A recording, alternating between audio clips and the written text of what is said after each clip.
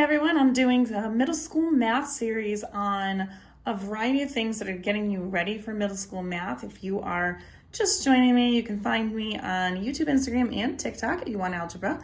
And this is going to be in that section that I'm going to make that's called getting ready for middle school math. So we're going to talk about reducing fractions. So when we're reducing fractions, they should always be in simplest form, which means that if the fraction is reducible, and there is a greatest common factor that is available in both of the numbers, you want to reduce it as much as possible.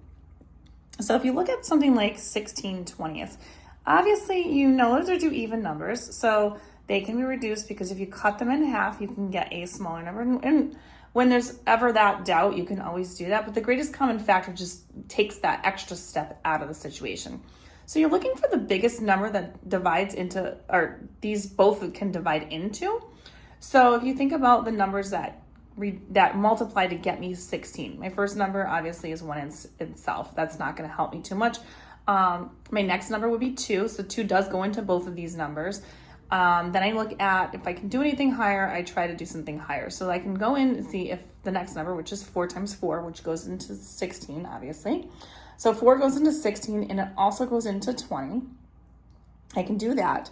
And then my next number is, again, 8. 8 goes into 16, but doesn't go into 20. So we don't have any other numbers to try out. So 4 is going to be the number that we're going to do. So we're going to divide both of the numbers that we have in the fraction, and we're going to divide by 4, both the top and the bottom, the numerator and the denominator. And 16 divided by 4 is going to get me 4. And then reducing this down here, 20 divided by 4 is going to get me 5. So my simplest form is 4/5. So let's take a look at the next one. It is an improper fraction, but that's okay. We do see that they both have different digits at the end, but they have, one has a 5 and one has a 10, which means 5 can go into all of those numbers. So we know that is possible. And again, you can kind of do the same process. So 1 in 15, you're not going to really use that. So you always start with the next sets of numbers. So the next multiples that go into 15 are 3 and 5. 3 goes into 15, but doesn't go into 10. However, 5 goes into both of them. So that's going to be the magic number. It's our greatest common factor in that one. So we're going to divide both the numerator and the denominator by 5. And we're going to do 15 divided by 5, and that gives me 3. And on the bottom, 10 divided by 5 is 2.